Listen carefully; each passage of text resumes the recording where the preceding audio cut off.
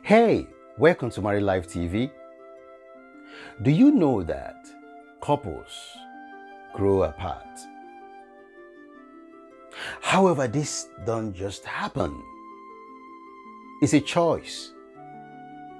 Now, whether it is consciously done or unconsciously done, whether you're aware, whether you're not aware, whether it's unwitting or not, this is a possibility that couples in a long-term relationship can grow apart. And in fact, in today's world, you can even grow apart even faster and quicker.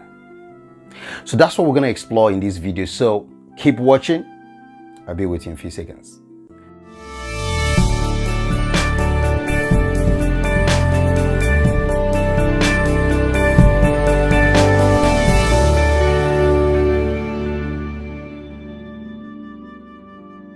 Welcome back.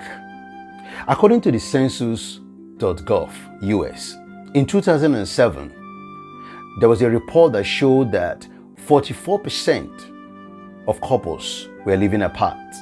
They grew apart after a few years in their marriage. Now, growing apart in marriage is a possibility. I mean, it can happen to any of us. Because as time goes on in the relationship, you begin to feel, well, wow, this is not how we started. This is not how things used to be. And because of that, you could feel very bad about it. You feel very resentful about it. And sometimes you might even start feeling in denial. And that might lead to you not doing anything about it. So in this video, we'll be talking about 3 main reasons why couples grow apart. Because it's a possibility.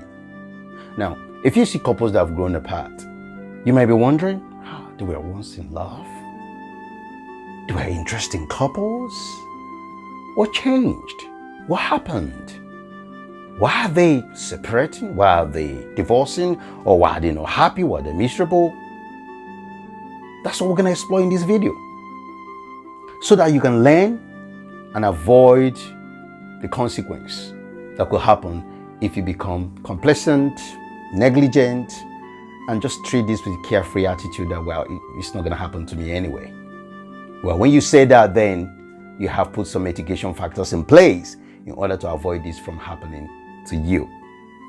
So what's the number one thing that can create this problem we're talking about? Drifting apart or growing apart. It's all the same thing. Number one is boredom. Oh yeah, boredom. Now when you say someone is bored, what does that mean? Well, in simple English, it means someone is not interested in the current activity, in the current thing they're doing. Someone is not excited about something. Someone is not enthusiastic about something. The initial, love and affection and interesting and everything that used to be there probably sort of faded away now, it's all gone. Then that becomes boring. So marriage has the tendency to create boring environment between you and your spouse. Now, let's look at it in this way. If you examine your marriage right now from a scale of 1 to 10, 10 being you are seriously involved emotionally, physically, mentally, every aspect of you is involved in the relationship. You enjoy your relationship. You're satisfied. You are happy. And then 1 is 0. Where do you place yourself in terms of closeness, emotionally connected with your spouse? Let me just give you a couple of seconds. Now, you don't need to beat yourself about this. You can still overcome the odds. Look, your marriage is not entirely boring. It's just because you are boring. Some say, I'm bored in this marriage. No, you are boring. That is why you are bored in the marriage. Marriage is an entity. Marriage is an institution. Marriage is a union that is created by 2 people. So if you find out that your marriage is boring, maybe you are boring. Because if you are occupied by the mundane, sickening, saddening routines, if there's constant technical arguments, it's like going back in circles all the time. Something is reoccurring over and over with your spouse. Then the time will come, it's just going to be boring. Repetitive conversations. I mean, do you remember when, before you got married, when you were in courtship and, sometimes you speak on the phone. So the challenge now is that during that period, about a lot of other things that is occupying your conversations now, you're talking about a lot of other things. And you're just looking forward to seeing this person. You want to spend time with this person. You want to talk about a lot of things. And you enjoy one another. Sometimes you talk on the phone and you slip off. But today, things are different. You have to go to a few different places. You have these occasional surprises. You're always flabbergasted by a lot of things. It was really exciting. And you're looking forward to spending an amazing time with this individual. Because you're so much like soulmates. You're so connected to each other. And now in the marriage, in the relationship, the whole thing begins to become sour over time. Your conversations are not exciting anymore. Your routines are just do this, do that, chores, responsibilities full of roles, duties. Nothing exciting. So, now, if you see your marriage and you're feeling that your marriage, it's bored, it's not exciting, then go back and pick up your bucket list. Things that you plan to do together, things that, you believe that could enhance your closeness. Because if your marriage is boring, then you need to do something about it. Let's say, for instance, your bedroom. Physical connection is also very important. It's not everything in relationship, but physical intimacy is very important as well. So if you look at your bedroom, I don't know what you do there, but if it's the same thing over and over again, it's like eating carbohydrates all the time. It's like eating protein all the time. No balanced diet in your bedroom. There's no fire. It's not being spiced up. The same position for 40 years, 20 years, 25 years. Do something different. Go outside your comfort zone and do something very exciting. At the beginning, you might look, wow, what is this? This is different. This is not what I'm used to. Of course, that's not what you're used to. We try to make the whole place spiceful. As long as it's comfortable, both of you agree, do something different in the bedroom. Spice things up. It will be exciting. Go to places that you haven't been before.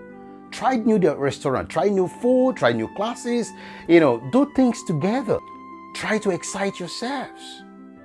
So don't say, I'm bored. Because you're bored, because you're bored in the relationship, and that is why the whole thing looks as if it's dying. And because you don't have anything to do together, because you don't have any activities, you're not planning anything, the whole thing that you've been doing is so monotonous. Think about this, right? Even the world, look at the way God created the whole universe, the whole world, and it's so exciting. Look at different type of trees, different type of animals, different type of fishes, you know what I mean? Even the sky, look at different colors. The whole thing has so much variation, and that's one of the fundamental needs of humans. We love variations. We love things that are different. Excite each other. Do things differently in your marriage.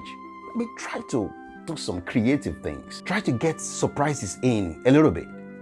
And do things that you haven't done before. Put some things in the diary to do together so that you can just excite one another. Don't say, well, we're here together and then we're just going to stay together. And at the end of the day, boredom has taken over. You're literally dragging your marriage. These strongest men, they pull the trucks. It's like you're pulling your marriage. And you're not actually pulling the marriage. It's like you're pulling the kids, you're pulling your work, you're pulling the society, you're pulling your status quo, you're pulling your egos and other stuff. And it's not really helping anything. Rather, it will bring dissatisfaction, frustration, resentment, and lack of love. And that is why the marriage is boring. Because both people are boring. And because they're boring, the marriage is boring. But it's your choice to make it better. If you don't want it to be boring, then you should stop being boring in your marriage, and then things will be different. Good. Okay. Now let's look at the second one. The second one is something that I've really been thinking about. It's stressors. Ooh, what's that? Stressors. Well, things that cause uncomfortable state of mind, things that makes your emotion to run around, things that makes your behavior a little bit awkward. And sometimes these things are unexpected. Sometimes we create stressful environment by our attitude and behaviors and thoughts. Sometimes, event happens in life. Life in itself is a challenge. Some people challenge in life is bigger, some is smaller, and every couple have their own challenge. Now, what are stressors? Let's give examples of stressors. Because in marriage, we need to understand that stress could come, maybe a death of loved one, maybe a death of a child, maybe miscarriage, and sometimes sickness, injury, sometimes addiction, maybe moving home, buying home, financial issues, financial debt, troubles, and all that kind of stuff. Maybe external factors as well, from in-laws, friends. Stressors could come in. Now, the problem with stressors is, if you don't have a proper way of coping with all those things that happen, because they will create stress in the marriage, create stress in your life, stress in your relationship. Because of the pressure. It's like squeezing something. The stress comes into your relationship, comes into your marriage. And I want to say to you, unfortunately, stressful event will happen, directly or indirectly. But the problem, when you don't have proper coping mechanism or coping skills to deal with all these things in your marriage, it's going to create massive problem between both of you. And one of the biggest problem of stress is that there's blame game happening, period. Someone is cutting someone off. There's stonewalling. There's silent treatment. There's withdrawal. Because the stress is so much. And because you're not talking, because you're not explaining anything, because you're not seeking for help, professional counseling, professional help in one way or the other, you just want to cope by yourself. Your mental health is deteriorating. But you claim to be strong. You claim that you are strong enough. But in the process, you're degenerating, you're deteriorating. These things can be a massive problem for you in your relationship. Stressors happens to every marriage. My stressors are different from yours. But the fact is, we cannot stop stressors from happening. Some of them we can control, some of them we can't. But the way you react to stressors in your relationship is important. And that is why you need to talk with your spouse. You need to speak out. You need to make sure that each person come to a point whereby they are safe to speak about how they feel. You need help, ask for help. You need support, ask for support. And dealing with stressors, there are key 3 things that you must be aware of. Self-awareness, self-control, and at the same time, self-love. It's very important. Because when these things are all over you, you need to look after yourself.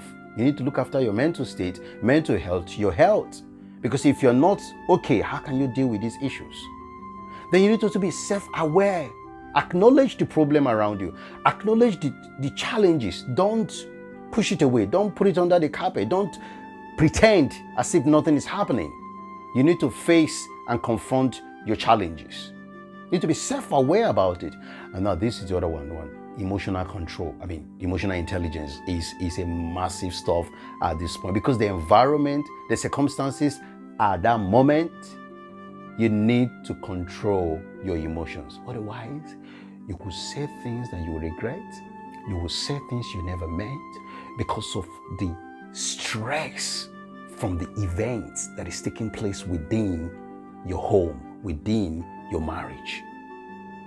And this is why emotional intelligence is very good. To work on your emotions, when to speak, when not to speak, and to be more empathic and compassionate. When there is a lot of stress in your relationship because of the stressors, it's important not to walk away, not to run away, because it's not going to solve the problem. It's going to make you guys to grow even apart. Stop the blame game. It's your fault. You're the problem. You're the trouble. Then you complain 24/7. In that environment, there'll be resentment, there'll be fighting, there'll be argument, there'll be disagreement. There won't be any place for joy, for happiness. Find the third way to do things. Look for resolutions. Don't run away. Come together. Because the stressors, your key plan and function is for you to deal with it. but they're not coming to destroy your marriage. It's your choice and the way you react to the stressors that will determine whether you're going to grow apart or not. And because there's blame game, there's complaining, there's issues there, what happens that each person just want to stay on their own. They go out by themselves, they don't want to talk to each other, they want to do anything. And that even become more problematic. So seek for help, okay? And try to work on your emotional intelligence. Be self-aware, acknowledge the problem, and work together. Come together and do something. I remember, this guy's been married for 46 years. And I was asking, what's the secret? How have you guys been able to survive all these years with all the challenges? They've been through so many issues in their marriage. He said, whenever they have problems, whether directly or indirectly, caused by them or not, they stick together. They come together. Sometimes they hug each other and they cry together and they work it out. So he said, when couples have issues and trouble, the first thing is to run away instead of sticking together to deal with the problem. Okay, now we're going to go to the third one. But before I go there, I just want to say, if this is your first time in this channel, I would like you to subscribe to this channel, share our videos, because so that, and put your notification on so that you don't miss any of our videos. All right. Now let's go to the third one. We talked about boredom, right? When it's uninteresting, unexciting, and when the activities are just mundane activities, saddening routines, repetitive, it's like going back in circles, no change, then it's going to be boring. And secondly, we talked about stressors. Stressors come into your relationship, into your marriage, well, to shake your foundation, to shake how organized, how strong your foundation of your marriage is, and both of you to work together to get out of it. And thirdly, which is what I'm talking about now, is separate lives. When you don't deal with your stress, the stress in your relationship, when you don't walk around those stress, it leads to separate lives. Because at the end of the day, you're blaming yourselves that she's the problem, he's the problem. And sometimes one of the couple claims to be the perfect one in there, and he or she is the problem. And because of that, there's resentfulness, there's withdrawal. So you know what happens going forward? Separate lives. They just want to live their lives. The only time they talk is about the kids. It's about that, it's about that. Major things in the family, just routine, roles, responsibilities, that's it. They don't talk to each other the way they used to talk. They don't play, they don't laugh. They go out separately. And then they walk life. Because there's no work-life balance, they are not together. So each person just stay at work for too long, so that by the time they come back, they might just eat and sleep, or just come back, say they're not hungry, and they go to bed to sleep. When they go to bed, sometimes they sleep on the same bed, but you know what? They don't touch each other. Like, they see this bridge and a gap in between them, and there's a wall there, an invincible wall. Can you imagine? King-size bed, double bed, but yet there's an invincible wall there. She's still on this side and face this way, and he's still on the other side and face this way. And what happens? And they're just there. No interaction, no emotional, no facing each other, talking about their day, talking about their life, hugging each other, kissing, and eventually have some wonderful, amazing, intimate time, or sometimes not, but just enjoying that fellowship together in their bed. That's gone. You can't find that anymore. Why? Because stress and blame games and pointing fingers, and then there's stonewalling, there's withdrawal, there's silent treatment. They will grow apart. But can I say that growing apart is a possibility? But do you know that it's a choice to grow apart in your marriage? It's a choice to grow apart in your relationship. You choose to grow apart. No one is just gonna say, hey, Mr. and Mrs., you are growing apart today. No, it's a process, and it's gradual. It's little things that we don't address, little things that we don't take into consideration. When we are complacent, we are negligent, we treat the whole process, the whole thing with carefree attitude, and we blame each other, the result is drifting apart. Even if you're drifting apart or growing apart, based on what I've discussed today, you can start doing something about it. Take responsibility. Say, well, this marriage is bored. I'm going to do something about it. I'm going to just do something about this boredom here. And then you look into your marriage, you can see the stressors all scattered everywhere.